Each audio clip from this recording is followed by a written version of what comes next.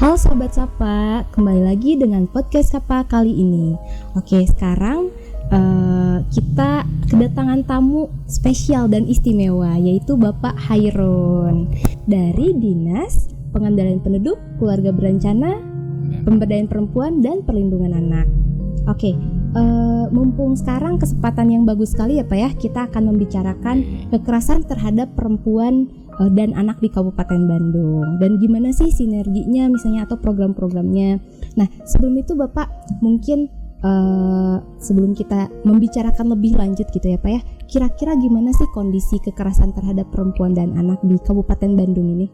Iya, terima kasih ya Devini pada kesempatan broadcast ini. Saya aturkan terima kasih dan saya bangga sekali ya bisa bincang dialog seputar masyarakat Kabupaten Bandung, khusus tentang bagaimana penanganan kekerasan perempuan dan anak di Kabupaten Bandung. Nah, seperti kita ketahui bahwa Kabupaten Bandung kan penduduknya cukup padat juga ya, hampir 3,7 juta nih. Posisi bulan Juli 2022 ini. Nah, dengan padatnya penduduk, otomatis permasalahan sosial, permasalahan di masyarakat banyak juga.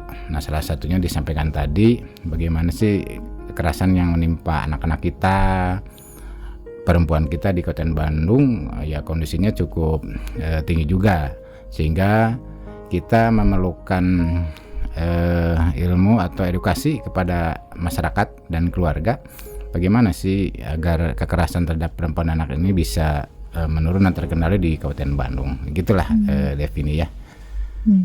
Oke, berarti intinya banyak sekali ya kasus-kasus kekerasan terhadap perempuan dan anak itu, termasuk perkawinan anak juga ya Pak ya? Oh ya, termasuk juga perkawinan usia dini ya, perkawinan anak, karena memang di Kabupaten Bandung ini angkanya juga cukup tinggi juga perkawinan di bawah usia 18 tahun. Kan dulu usia kawin itu 16-19 tahun. Nah, sekarang dengan ada perubahan peraturan yang baru, usia kawin itu perempuan dan laki-laki sama adalah 19 tahun. Sehingga otomatis dengan kenaikan batas usia kawin itu akan meningkatkan juga jumlah yang menikah di bawah usia 19 tahun. Ini salah satu induk daripada permasalahan yang terjadi di Kabupaten Bandung, terutama kekerasan perempuan dan anak. Oke. Nah Pak, tadi kan kasus-kasus tuh banyak ya Pak ya, terhadap perempuan dan anak. Kira-kira dari dinas gitu, hambatannya apa sih, tantangan dan hambatan menghadapi kasus kekerasan terhadap perempuan dan anak ini? Ya, permasalahan di Kabupaten Bandung, saya sampaikan tadi, kekerasan anak dan perempuan cukup banyak juga.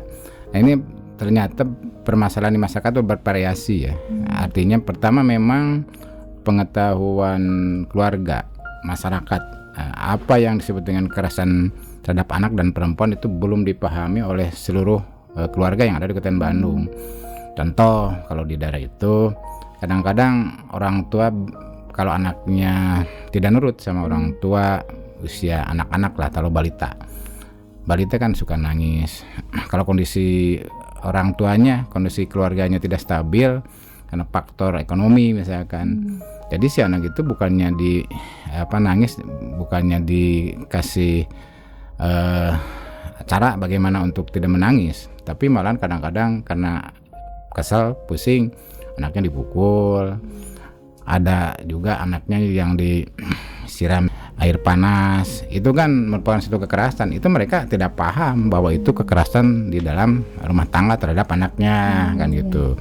Atau suami marah pada istrinya sampai istrinya dipukul, mereka kan nggak merasa bersalah. Ini juga perlu pemahaman di keluarga. Nah, ini salah satu kelemahan kita, memang pemahaman, pengetahuan tentang apa itu yang disebut dengan kekerasan terhadap anak dan perempuan dalam keluarga, perlu kita berikan edukasi kepada mereka. Itu yang pertama. Yang kedua juga memang pertama faktor-faktor ekonomi ya, ekonomi terutama nih di masyarakat kita, keluarga yang tingkat ekonominya kurang mampu, itu kan kekerasan terhadap anak dan istri itu menjadi pemicu. Jadi yang dikedudukan emosinya, bukan logikanya, karena dengan ekonomi. Yang kedua, dengan kemajuan ilmu dan teknologi IT, kan penggunaan medsos, penggunaan media televisi dan lain-lainnya, gadget, itu sekarang kan bukan hal yang susah untuk diakses baik oleh anak-anak kita maupun keluarga yang lainnya. Bahkan sekarang kan anak balita 6 tahun, 5 tahun udah bisa buka gadget. Nah, padahal di gadget itu kan banyak aplikasi-aplikasi, tampilan-tampilan yang tidak mestinya dibuka oleh anak-anak, ditonton oleh anak-anak. Misalkan mereka buka film-film yang sifatnya untuk orang dewasa kan, ada film-film yang horor, ada film robot cop. Artinya tampilan-tampilan film itu sifatnya perkelahian. Kalau anak-anak kan membaca atau melihat tontonan itu tanpa bimbingan orang tua dan yang lainnya, apa yang dilakukan di tontonan tersebut, di gadget tersebut, kadang-kadang mereka praktekkan di luar, sehingga terjadi bullying, terjadi pemukulan terhadap anak-anak. Itu yang menyebabkan kenapa terjadi kekerasan terhadap anak oleh anak itu sendiri. Jadi masalahnya, hambatannya banyak sekali lah, karena memang program kekerasan anak dan perempuan ini tidak hanya menjadi tanggung jawab pemerintah, dinas kita nih DP2K BP3 ya, tapi juga memerlukan seluruh lapisan masyarakat. Salah satunya mungkin ini SAPA, organisasi masyarakat yang lainnya yang bergerak di dalam bidang sosial. Mari bersama-sama memberikan pemahaman kepada keluarga apa yang disebut dengan kekerasan terhadap perempuan dan anak, dan juga kawin usia anak. Itu saya kira yang harus kita lakukan di saat ini. Oke. Tadi tentangnya ternyata banyak ya, dari mulai gadget sendiri atau apa ya, maraknya media-media gitu ya Pak ya. Nah mungkin Pak, dari tantangan dan hambatan yang ada gitu ya, terus tadi kondisinya juga seperti itu, kira-kira dari dinas sendiri ada program apa aja sih Pak untuk apa ya, untuk mengkantar gitu, atau misalnya untuk sebagai solusi gitu ya Pak ya, dari keadaan dan situasi yang ada? Yang dilakukan nih oleh dinas ya, pertama diantaranya memang adalah sosialisasi atau pembekalan kepada FAD ya, Forum Anak Daerah, Pusat Informasi Konseling Remaja, atau kepada kelompok-kelompok kegiatan yang sifatnya kemasyarakatan. Karena kita tidak bisa langsung berhadapan langsung dengan keluarga, rentang kendali dari dinas dengan keluarga kan cukup jauh. Makanya kita membentuk Forum Anak Daerah, PIK Remaja, kemudian kelompok-kelompok kegiatan yang ada di masyarakat. Kita coba duduk bersama membicarakan bagaimana sih agar tontonan, tayangan yang ada di gadget, di medsos ini, anak-anak kita bisa memfilter, bisa memberikan literasi bagaimana membuka gadget, membaca gadget, dan tontonan apa yang boleh dan yang tidak. Ini juga harus disampaikan kepada keluarganya melalui Forum Anak Daerah, melalui kelompok kegiatan, sehingga orang tua atau keluarga yang punya anak, begitu anaknya nonton TV, nonton video atau buka gadget, mereka ada di dampingnya, ada di sampingnya, sehingga tidak membuka tontonan-tontonan yang tidak semestinya ditonton oleh mereka. Jadi kita tetap edukasi kepada mereka ya. Yang kedua juga kita kerjasama dengan Diskominfo dan lembaga-lembaga yang sifatnya untuk penerangan masyarakat Kabupaten Bandung ini membuat leaflet brosur bagaimana ajakan kepada masyarakat untuk membatasi anaknya penggunaan gadget atau media sosial yang lainnya, yang terutama yang bukan tayangan yang mestinya dilihat oleh kelompok umur anak-anak. Itu yang kita lakukan sampai saat ini. Oke, jadi sasarannya remaja ya tadi ya, untuk dikuatkan gitu ya, pemahaman dan lain sebagainya gitu. Remaja dan orang tuanya, keluarga, gitu ya. Betul. Karena memang itu bagian penting gitu ya dalam keluarga dan masyarakat gitu ya Pak. Yeah. Oke, nah tadi memang program-programnya udah jelas sasarannya, terus sudah jelas juga bagaimana bentuknya. Nah, tapi kan memang Pak, untuk menghapuskan kekerasan terhadap perempuan dan anak memang tidak hanya cukup dinas aja gitu ya Pak. Yeah. Harus ada yang namanya kolaborasi antara dinas dengan misalnya organisasi masyarakat sipil, termasuk SAPA sendiri gitu ya Pak ya.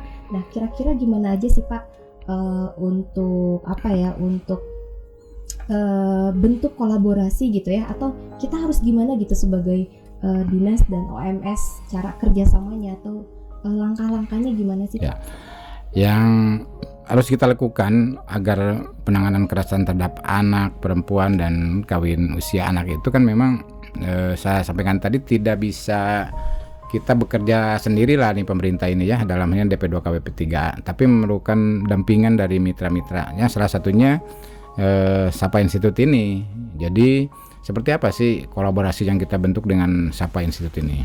Yang pertama yang kita lakukan dengan Sapa ini kan bukan hal yang baru, kita tuh dari tahun 2000 sejak program keluarga berencana dicanangkan lebih penanganan lebih fokus dan lebih intensif, Sapa udah muncul di tahun-tahun tersebut, sehingga saya juga berpengalaman dengan teman-teman di Sapa ini bagaimana sih agar program KB di daerah, terutama ya yang daerah perbatasan dengan kabupaten lain, dia pinggir gunung, agar masyarakat itu paham tentang penggunaan alat kontrasepsi. Itu awalnya. Nah, sekarang era udah modern begini karena kekerasan terhadap ini dipicu dengan kegiatan-kegiatan kemajuan ilmu dan teknologi, maraknya penggunaan gadget. Sapa juga kita bekerja sama. Pertama kita di awal tahun sekarang ini menyusun RAD ya, Rencana Aksi Daerah Penanggulangan Kekerasan Perempuan dan Anak.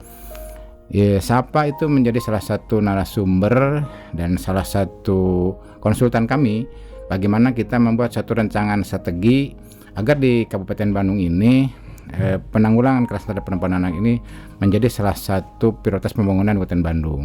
Karena dengan RAD ini kita masuk ke bupati nanti dengan Bapeda merancang bagaimana sumber penganggaran, bagaimana program kegiatannya, sehingga dengan adanya bantuan dari bupati, dorongan dari stakeholder semua membuat RAD ini, pelaksanaan kegiatan penanggulangan kekerasan perempuan dan anak ini mendapat dukungan baik berbentuk anggaran maupun program maupun dukungan yang lainnya dari mitra-mitra pemerintah, apakah itu dari CSR, dari NGO masuk ke Kabupaten Bandung. Sama-sama kita berkolaborasi bagaimana penanggulangan kekerasan perempuan dan anak gitu. Seperti gitu.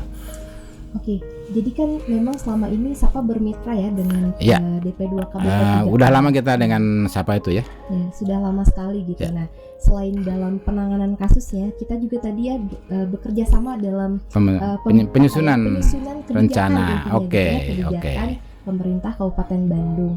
Nah, Pak, kira-kira gitu ya, untuk selama ini kan sudah bermitra gitu ya. Kesan-pesannya ketika bermitra dengan Sapa itu apa aja sih, Pak? Ya, kesan saya ini dengan Sapa ini serasa dengan saudara sendiri ya. Jadi kita merasa ringan, merasa harmonis, merasa nyaman lah bermitra dengan Sapa, karena memang Sapa dengan DP2 KBP 3 ini satu ideologi dalam rangka bagaimana meningkatkan kesejahteraan perempuan dan anak-anak kita, bagaimana menurunkan kekerasan terhadap perempuan dan anak, dan yang paling utama adalah bagaimana konsep gender, pembangunan perempuan di dalam pembangunan ini satu visi dengan kita, sehingga berkolaborasi kita sejalan. Sampai dengan saat ini kita terus bergandengan tangan dan kita menjadikan Sapa ini sebagai narasumber, sebagai konsultan bagaimana pemerintah daerah ini dalam menyusun RAD tentang penanggulangan kekerasan perempuan dan anak, sehingga nanti akhir daripada atau hasil daripada RAD ini kan membawa dampak yang positif bagi perkembangan kemajuan perempuan dan perlindungan anak di Kabupaten Bandung dengan adanya RAD ini. Ini salah satu masukan dari guidance dari Sapa. Ini yang rasakan. Jadi memang dengan Sapa ini the best lah kan gitu menurut saya ya, the best mitra, the best di Kabupaten Bandung gitu definisi. Berarti kesan-pesannya sangat positif sekali ya Pak ya untuk Sapa ini. The best. Oke, mungkin dari Sapa juga sangat berterima kasih kepada DP2 KBP 3A gitu ya yang sudah bermitra selama ini gitu untuk khususnya untuk penanganan kasus kekerasan terhadap perempuan dan anak ya Pak ya. Mungkin kedepannya gitu ya, mudah-mudahan semakin banyak sinergitas entah itu dinas-dinas lain atau OMS lain yang bisa terlibat gitu ya Pak. Mudah-mudahan gitu bisa menjadi satu gerakan kolaborasi gitu ya Pak ya. Oke Bapak, sebelum saya tutup ada tambahan mungkin dari Bapak? Ya oke.